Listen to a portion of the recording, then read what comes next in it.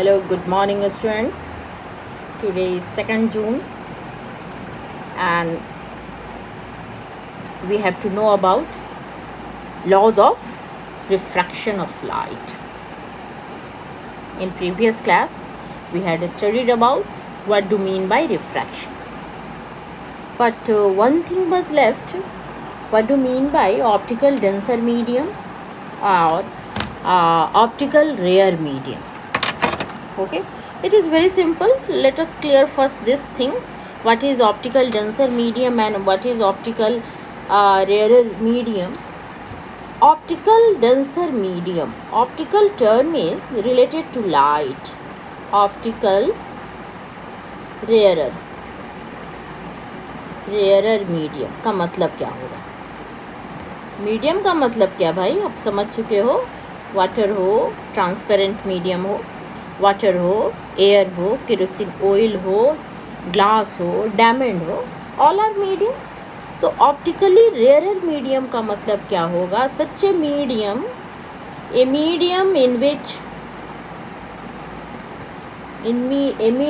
in which speed of light is more. वह medium जिसमें speed of light more होगा, ठीक है ना, that is known as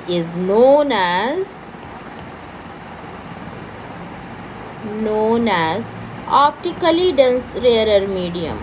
Optically rarer medium. Okay, and what do mean by optical या optically भी कह सकते हो. Optically denser medium, optically denser medium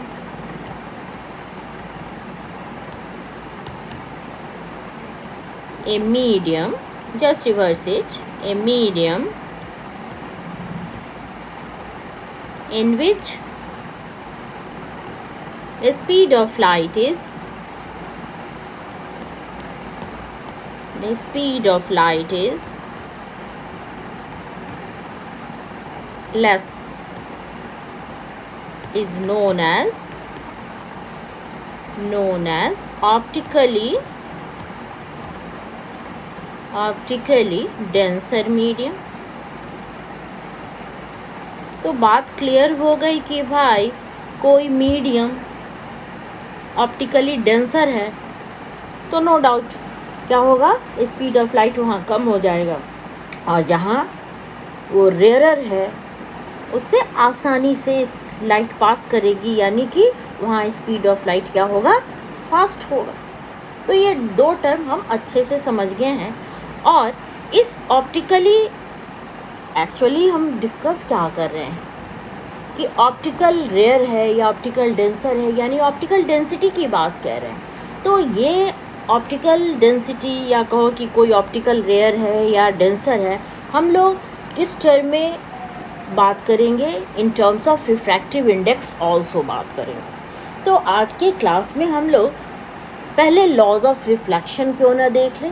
important है, ज़रूरी है कि पहले लॉज ऑफ रिफ्लेक्शन को देखें, रिफ्रैक्शन को देखें, and then we will know about refractive index. So our heading is laws of refraction of light. Laws of refraction of light. Students, जैसे कि रिफ्लेक्शन हमने पढ़ा था, रिफ्लेक्शन में दो लॉ थे. क्या क्या लॉ थे भाई रिफ्लेक्शन के केस में? रिफ्लेक्शन ऑफ लाइट के केस में दो लॉ थे. क्या भाई? First incident ray. फर्स्ट क्या था? Incident ray and second reflected ray and normal. All lie in same plane. सब क्या करते हैं? एक ही प्लेन में रहते हैं. Lie in same plane. और सेकंड लॉ जो था क्या भाई, angle of incident is equal to angle of reflection. ये दो लॉ हमने पढ़ा था किसके लिए भाई, लाइट के रिफ्लेक्शन के लिए। अब यहाँ क्या देखें, रिफ्रैक्शन की तरह रिफ्रैक्शन का भी दो ही लॉ है।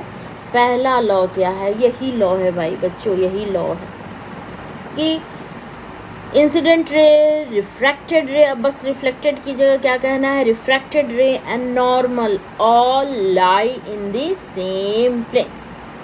What is the law, law क्या है, incident ray, incident ray, refracted रे,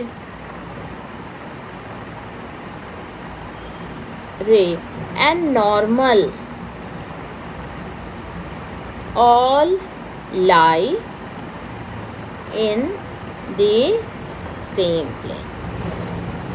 इस बात को, ये प्लेन से कंफ्यूज नहीं होना चाहिए भाई, क्या मतलब कह रहा है कि सेम प्लेन। क्यों ना एक पिक्चर ड्रॉ कर लें। ये हमारा सपोज करो कि ये ट्रांसपेरेंट मीडियम का सरफेस है और ग्लास ही ले लेते हैं। दिस वन इज ग्लास, ये क्या है, ग्लास स्लैब है सपोज करो। ऊपर क्या है भाई, एयर है। अब ए रे ऑफ लाइट इस पॉइंट पर इंसिडेंट ओब्लिकली हो रही है, ठीक है। नॉर्मल ड्रॉ कर दो, नॉर्मल ड्रॉ कर दिया, ठीक है। यहाँ हमने ओ लिख दिया। अब क्या होगा भाई, रेयर से डेंसर मिमी कर रही है, तो आप क्या जानते हो, टुवर्ड्स मूव करेगी। इधर इधर मूव करेगी रे, टुवर्ड्स द नॉर्मल मूव करेगी। ये एंगल क्या है भाई, आई। एंगल ऑफ इंसिडेंट, ये एंगल क्या है बच्चों, R, small R, angle of refraction. इस रे का नाम आप जानते हो, ray of incident ray, incident रे, और इसको क्या कहते हो बच्चों, रिफ्रैक्टेड रे, रिफ्रैक्टेड रे, और ये क्या है बच्चों, नॉर्मल। तो ये लॉ क्या कह रहा है, incident ray, refracted ray and normal all lie in the plane. है भाई, एक पूरा कागज, एक प्लेन, पूरे एक प्लेन में। ये जैसे ये यहाँ हमारा क्या है भाई, ये 2D हम रखे हुए हैं, ये बोर्ड क्या है 2D।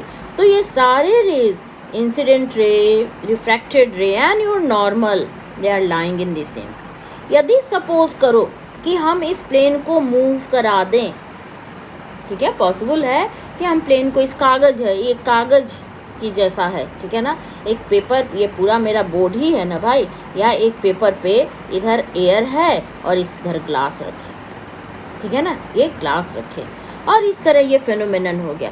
अब इसको हम मूव करा दें, इस तरह से मूव करा दें, तो सारे इंसिडेंट रे, रिफ्रैक्टेड रे भी क्या होंगे कि मूव कर जाएंगे, लेकिन एक ही प्लेन में रहेंगे। This is your first law.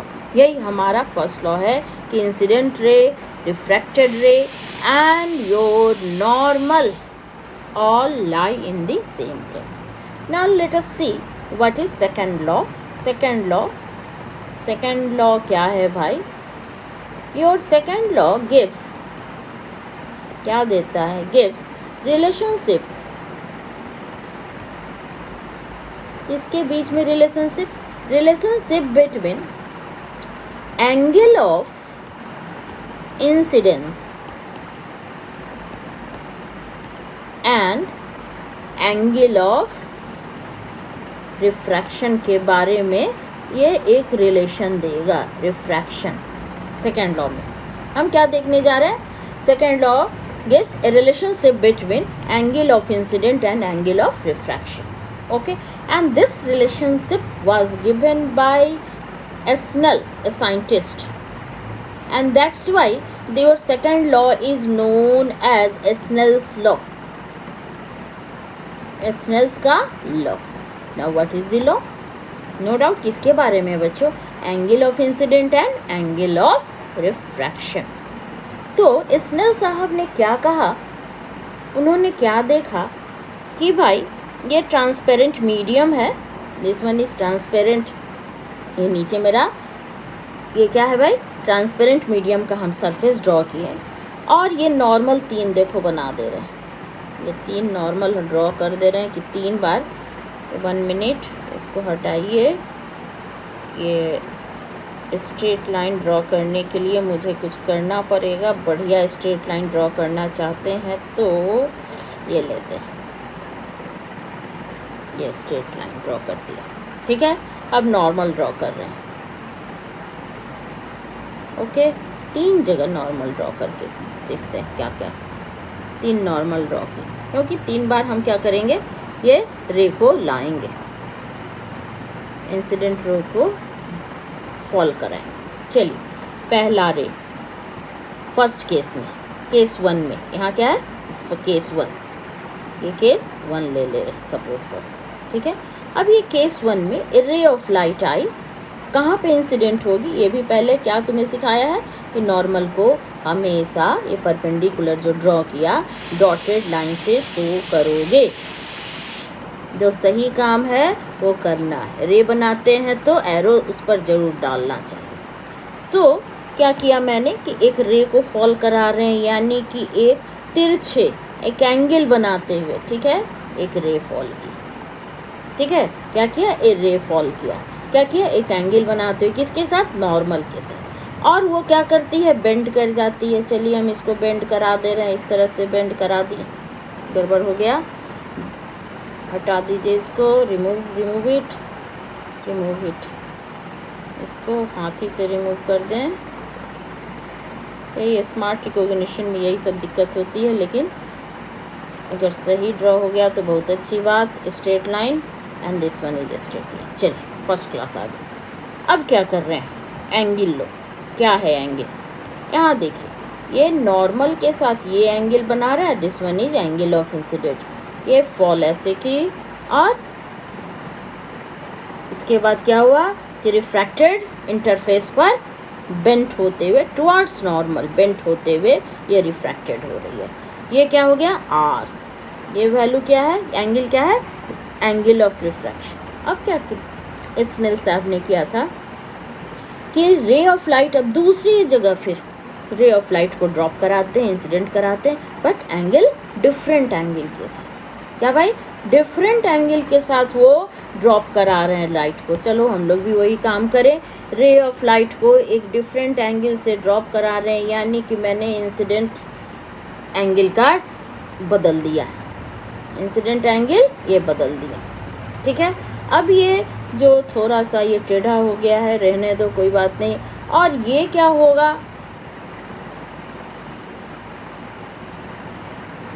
सीधा हो जाना, हाँ हो गया, चलिए रिमूव इट। अब क्या है कि ये भी बेंड होगा, क्या किया है, एंगल ऑफ इंसिडेंट को कम कर दिए, ठीक है। अब क्या होगा, ये भी रिफ्रैक्टेड होगा, लेकिन रिफ्रैक्टेड रे जो होगा उसका एंगल ऑफ रिफ्रैक्शन क्या होगा, कम होगा। चलिए ये आई हो गया और ये आर हो गया। अब क्या करते हैं कि बहुत ज़्यादा कर दे रहे हैं angle of incidence. Angle of incidence क्या किए कि बहुत ज़्यादा कर दिए, इस तरह से रे गया। और ये रे क्या करेगी भाई, फिर वो रिफ्रैक्टेड होके जाएगा इस तरफ चला जा रहा है, ठीक है। ये रिफ्रैक्टेड होके इस ऐसे जा रहा है। अब क्या एक्चुअली हो रहा है, यहाँ तुम्हारा आई है और ये क्या है भाई, ये आर हो गया, ठीक है, ये आर हो गया। अब स्नेल साहब ने क्या लॉ दिया, इसी पर ये लॉ देख रहे हैं। This one is late it B I1, ये R1, ये I2, ये R2, ये I3 and R3। Different incident angle होने पर डिफरेंट एंगल ऑफ रिफ्रैक्शन हो रहा है। तो स्नेल ने क्या दिया कि भाई जब लाइट हमारा इंसिडेंट होता है किसी ट्रांसपेरेंट मीडियम के सरफेस पे, तो नो डाउट वो बेंट करती है, ठीक है, बेंट कर गई। डिफरेंट इंसिडेंट एंगल से हम कर रहे हैं, तो रिफ्रैक्टेड रे का भी एंगल नॉर्मल के साथ चेंज कर रहा है। लेकिन एक चीज़ नहीं बदलती है, क्या नहीं बदलती है भाई, क्या नहीं बदलती है, बदलती नहीं है क्या भाई, साइन आई। केस 1 में क्या होगा बच्चों, केस 1 ले लें, वाइट पेन सेलेक्ट कर लिया, दिस वन इज़ केस 2, ठीक है। सॉरी, ये बहुत अच्छा खासा डिज़ाइन बन गया। इस पेन को लें, अब नहीं ये नौटंकी होगा, इसको हटा दो, नहीं हटेगा, हट गया। चलिए, this one is your case 2 और ये केस 3 ले रहे हैं। अब देखिए, केस 1, केस 2। अब यहाँ पर क्या नहीं बदल रही है, तो sine of incident angle I1 divided by sine of refracted angle R1, ये क्या है, कांस्टेंट, ठीक है, इट इज़ कांस्टेंट। ये क्या है, एक वैल्यू कांस्टेंट। और ये रेशियो किसके बराबर है, ये कांस्टेंट वैल्यू किसके बराबर है, फिर यदि हम साइन I2 ले लें डिवाइडेड बाय साइन R2 ले लें, तो ये भी वैल्यू क्या है, constant, and this constant are equal. Again the third case, यदि हमने एंगल ऑफ इंसिडेंट को बढ़ा दिया था तो एंगल ऑफ रिफ्रैक्शन भी बढ़ गया था। तो हम क्या देख रहे हैं भाई, कि फिर sine I3 divided by sine R3, it is again coming the same value, let it be x, सबको x मान सकते हो, ये भी x है, ये भी x आ रहा है, ये भी x आ रहा है, ठीक है। तो क्या कांस्टेंट रह जा रही है ऐसी में, ratio of sine I and ratio of sine I to the sine R का एंगल का जो रेशियो है ये कांस्टेंट रह रहा है। इसलिए स्नेल ने क्या नियम दे दिया, the ratio of sine of angle of incidence to the sine of angle of refraction is constant. Constant कब कांस्टेंट, शर्त है भाई, for a given pair of medium, for a given pair of medium, यानी जो medium का pair है, जो यहाँ हमारा एयर है और यहाँ हमने माना ग्लास है, तो ये पेयर फिक्स है, तभी ये सबकी value sine I by sine R हर केस में, तीनों केस में, however you are changing the angle of incidence and also refraction, but this ratio sin I by sin R is coming equal constant value. It is your Snell's law और से second law of refraction. तो आपको ये लिखना पड़ेगा। Is it clear? अब इसके बाद हम लोग क्या देखना है, रिफ्रैक्टिव इंडेक्स बच्चों देखना है। नेक्स्ट टॉपिक क्या है हमारा कि रिफ्रैक्टिव इंडेक्स। तो रिफ्रैक्टिव इंडेक्स देखने के लिए चलो हेडिंग लिखो, रिफ्रैक्टिव इंडेक्स। रिफ्रैक्टिव इंडेक्स क्या देखने जा रहे हैं बच्चों, रिफ्रैक्टिव इंडेक्स। तो रिफ्रैक्टिव इंडेक्स को समझने के लिए क्या करना होगा, हमको लाइट जो है, मेरा जो लाइट है वो लाइट कैसे ट्रेवल करता है, ये बात तो आप जानते हो। लाइट कैसे ट्रेवल करता है, स्ट्रेट लाइन, ठीक है। और लाइट की स्पीड वैक्यूम में और एयर में क्या है, 3 × 10⁸, सबको ही जानते हो, 3 × 10⁸ मीटर पर सेकेंड ये लाइट की स्पीड है। कोई भी किसी से भी पूछेंगे तो तुम लोग यही कहोगे कि हाँ भाई वैक्यूम कहिए मैम या एयर कहिए, स्पीड क्या है, same. But actually there is slight difference, बहुत थोड़ा सा डिफरेंस है। तो एक्चुअल बात भी तो जानना चाहिए बच्चों। क्या भाई, speed of light in vacuum, speed of light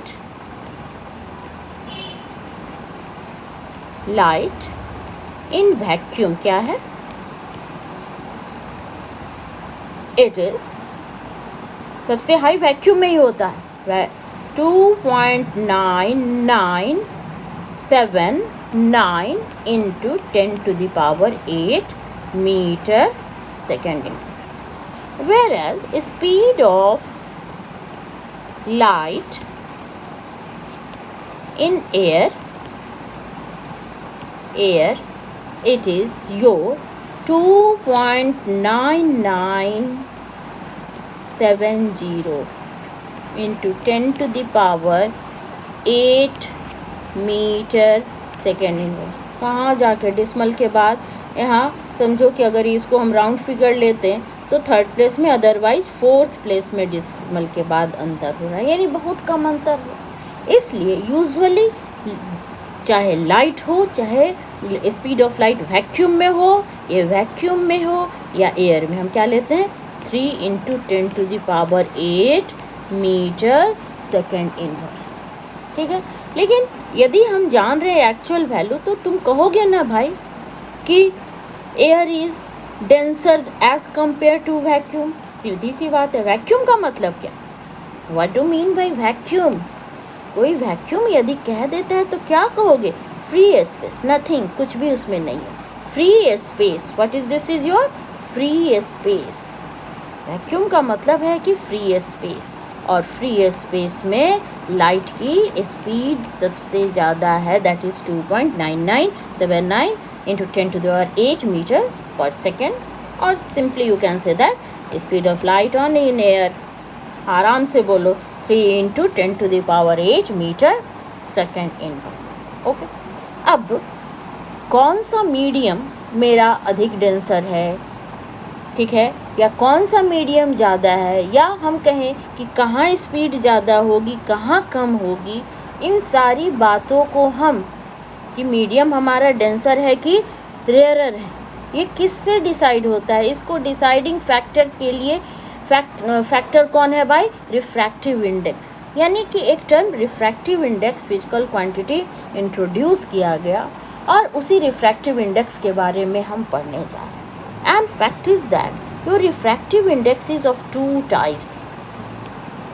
Refractive, दो तरह से रिफ्रैक्टिव इंडेक्स को हम बोलते हैं। रिफ्रैक्टिव इंडेक्स दो तरह का होता है, एक को हम कहते हैं absolute refractive index. Absolute refractive index, और दूसरा जो कहलाता है उसको हम लोग कैसे कहते हैं भाई? रिलेटिव, नाम ही है रिलेटिव, रिलेटिव रिफ्रैक्टिव इंडेक्स। क्या है? Relative refractive index. अब पहले हम लोग किसको पढ़ेंगे? एब्सोल्यूट का मतलब क्या हो गया? What do you mean by absolute refractive index? तब जाके रिलेटिव पढ़ना ज़्यादा अच्छा रहेगा। क्या कहा? Absolute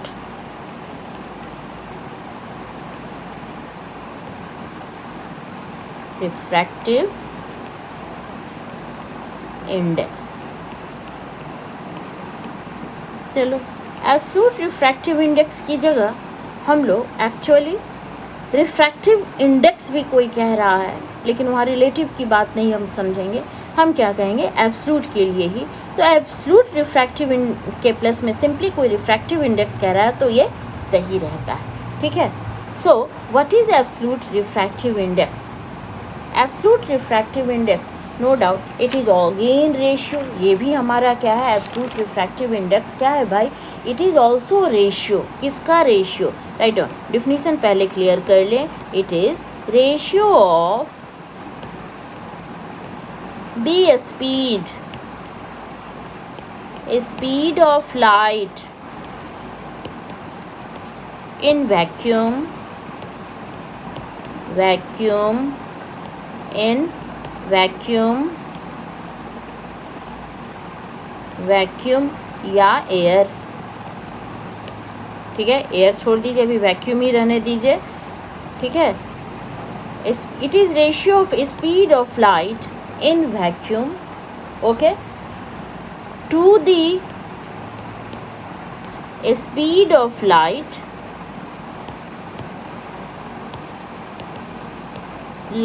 in the given medium। बहुत सिंपल सा डिफिनेशन है भाई, रेशियो है, किसका है, रेशियो है speed of light in vacuum divided by speed of light in the given medium. चलिए रिलेशन बनाओ। और इस एब्सोल्यूट रिफ्रैक्टिव इंडेक्स को how we indicate, refractive index mu हम लिख रहे हैं ऐसे, और एब्सोल्यूट रिफ्रैक्टिव इंडेक्स का मतलब क्या होगा, हम सिंपली एम लिखते हैं फॉर मीडियम। अब कोई चाहे तो यहाँ वैक्यूम भी लिख देगा कि वैक्यूम से मीडियम में ये शो करेगा आएगा, but it not necessary to write, remove it, you write simply mu m. बहुत लोग इसको एन के टर्म में भी लिखते हैं, रिफ्रैक्टिव इंडेक्स को एन एम, ठीक है। तो ये बात और ये बात दोनों एक होती है, लेकिन क्या है कि हम लोगों ने म्यू के टर्म में ही पढ़ा है और हायर क्लास में म्यू के टर्म में ही इंडिकेट किया जाता है, तो हम लोग क्यों नहीं शुरू से सही बात है। So what is refractive index, absolute refractive index of a given medium, ratio इसका बच्चों speed of light, speed of light in vacuum,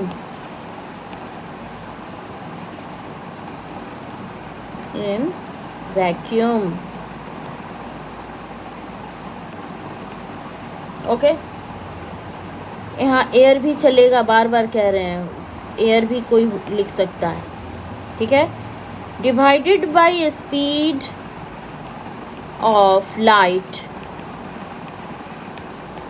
of the given medium, speed of light in given medium, in given medium, in the given medium, given medium. लेकिन ये जानो कि air का यदि refractive index निकालना होगा तो ऊपर वैक्यूम ही रहेगा, ठीक है। इसलिए ये कहीं पर, क्योंकि स्पीड ऑफ लाइट वैक्यूम और एयर में एक रहता है, इसलिए ऐसी बात ब्रैकेट में लिख दिया जा रहा है, but actually we are considering vacuum, ये बात क्लियर रहनी चाहिए। अब तुम सोचो, इसके लिए हम ये रिलेशन लिख चुके हैं, और क्यों ना हम ऐसा लिख दें mu m is equal to speed of light को हम किससे इंडिकेट करते हैं, सी से, और मीडियम कोई भी दूसरा मीडियम, उसमें वेलोसिटी ऑफ लाइट क्या करेंगे, लेट इट बी भी, मीडियम की एम भी लिख सकते हो या सिंपली ऐसे भी हम लिख दिए, ठीक है। So this is relation, required relation for absolute refractive index और simply refractive index of a given medium. अब क्यों ना एब्सोल्यूट रिफ्रैक्टिव इंडेक्स एयर का निकाल लो, क्या निकालने जा रहे हैं, refractive index of air, air का निकाल रहे हैं, ठीक है। एयर का क्या करोगे भाई, म्यू ए लिखोगे, ऊपर भी लिखने का मन है लिखो, ना लिखने का मन हो यहाँ लिख दे रहे हैं, चलो भी वैक्यूम को इंडिकेट कर रहा है। यहाँ क्या है ऊपर, speed of light in vacuum, ठीक है, क्या है 3 × 10⁻8 मीटर सेकेंड इनवर्स, और velocity of light, speed of light in air क्या है बच्चों, 3 × 10⁸ मीटर सेकेंड इनवर्स। कट जाएगा, ये कट गया, ये कट गया, यूनिट भी कट गया, यूनिट भी कट गया, so what you are getting 1, that means we can conclude that refractive index of air is 1। Air का रिफ्रैक्टिव इंडेक्स क्या है, 1। अब एक और बात देखो, क्या देख रहे हैं, refractive index of any given medium is, relation क्या है, ऊपर सी है, यानी it is directly related to velocity of light, speed of light, speed of light, speed of light से डायरेक्टली रिलेटेड है और इन्वर्सली रिलेटेड है speed of light in the given medium. और तुम क्या जानते हो कि स्पीड ऑफ लाइट जो है सबसे ज़्यादा किस में है, वैक्यूम में, ओके। इसलिए हम लोग क्या कंक्लूड कह सकते हैं, क्या हम कह सकते हैं, is it possible, is it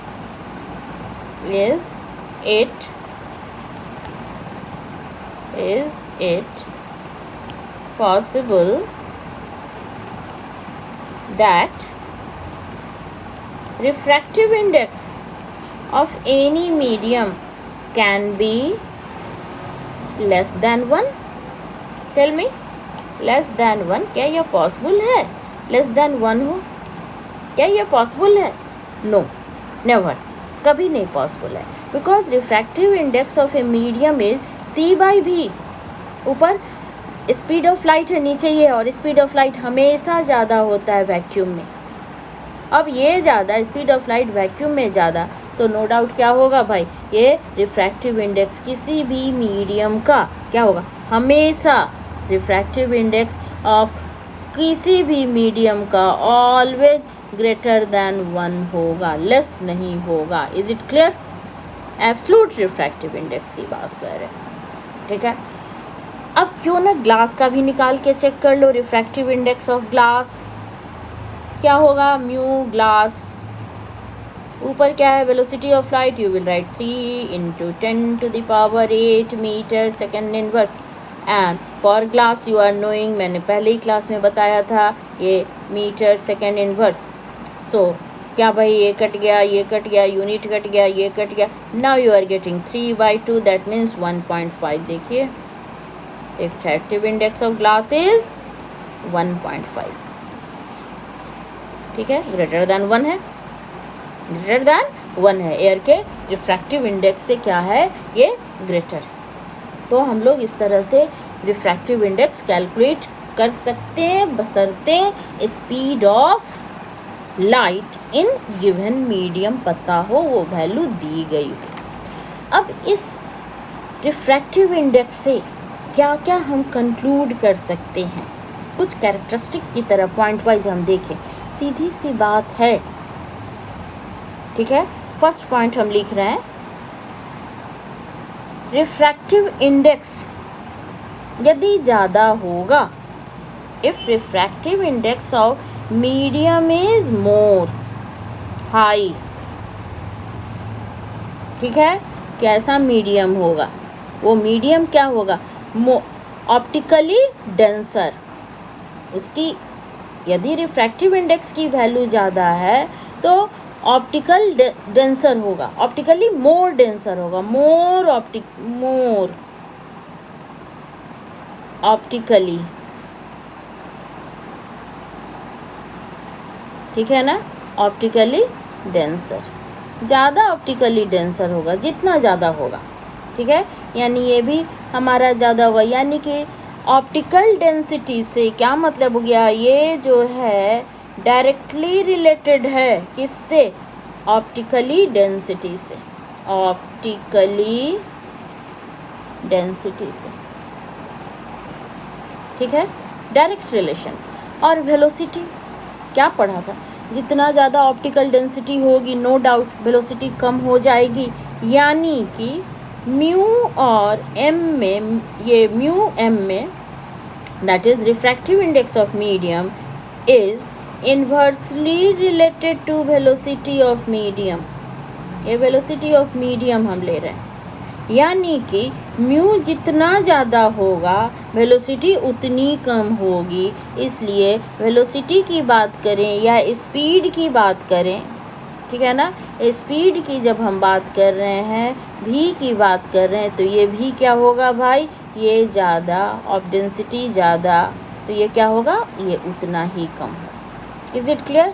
तो इसका जस्ट रिवर्स भी ले सकते हैं, जस्ट रिवर्स ले सकते हैं, यानी ये बात क्लियर हो गई कि ऑप्टिकली डेंसिटी, मोर ऑप्टिकल डेंसर का मतलब कि रिफ्रैक्टिव इंडेक्स ज़्यादा होगा, ठीक है।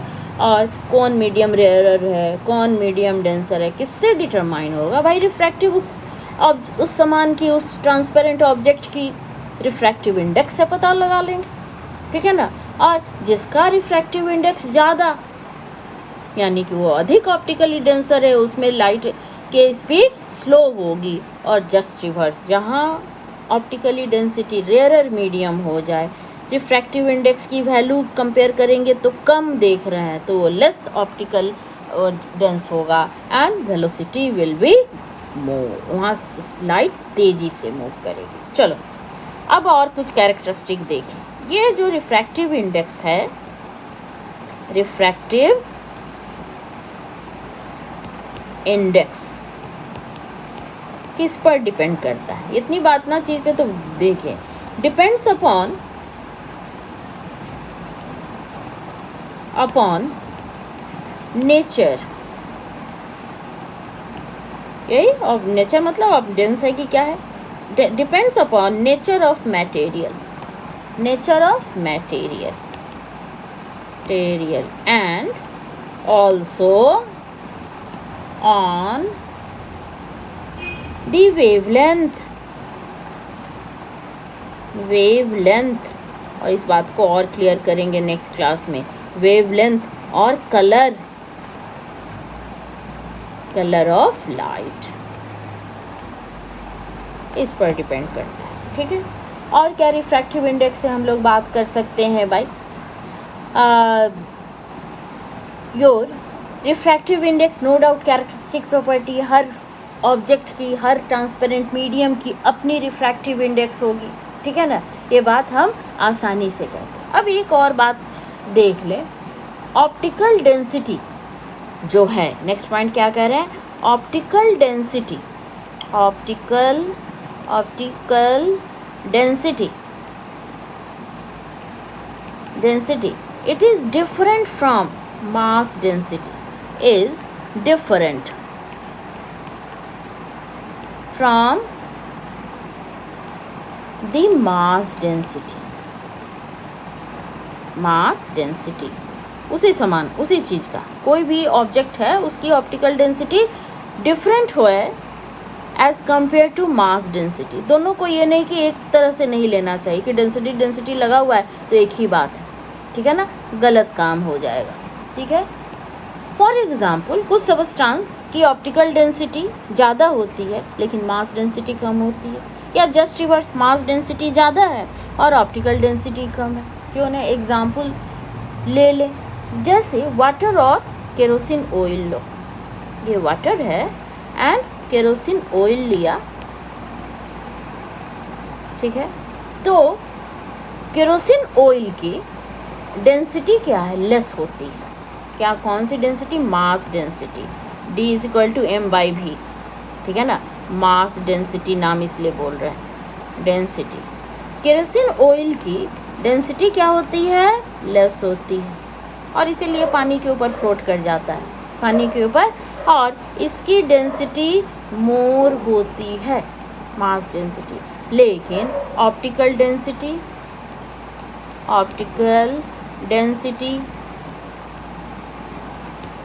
ठीक है, केरोसिन ऑयल की ऑप्टिकल डेंसिटी मोर होती है और वाटर की ऑप्टिकल डेंसिटी लेस होती है। इसलिए रिफ्रैक्टिव इंडेक्स यदि हम डिटरमाइन करेंगे और वैल्यू देखेंगे तो चूँकि इसका ऑप्टिकल डेंसिटी मोर है, यानी कि रिफ्रैक्टिव इंडेक्स मोर है, तभी ना ऑप्टिकल डेंसिटी मोर है, इसका रिफ्रैक्टिव इंडेक्स मोर है और इसका रिफ्रैक्टिव इंडेक्स लेस, ओके। तो हमने इतनी बात जानी। अब एक टॉपिक जो और बच रहा है, रिलेटिव रिफ्रैक्टिव इंडेक्स, हम लोग नेक्स्ट क्लास में देखेंगे, ओके। और बहुत सारा प्रॉब्लम इससे रिलेटेड, हमारा एग्जाम्पल्स भी रिफ्रैक्शन से रिलेटेड एग्जाम्पल डिस्कस करना है। उन एग्जाम्पल से एक पेन को या कोई पेंसिल को पानी भरे ग्लास में डाल देते हो तो क्या हो जाता है भाई, वो तिरछा नज़र आता है, या सिक्का पानी में डाला हुआ है तुम देख रहे हो तो क्या भाई, वो अपनी लेवल ग्राउंड सरफेस पे से ऊपर दिखाई देता है। तो इन सारी बातों का आंसर सब रिफ्रैक्शन में छुपा हुआ है, और हम रिफ्रैक्शन कैसे होता है ये समझ चुके हैं तो बहुत आसानी से उसको समझ सकते हैं। So now we will meet in next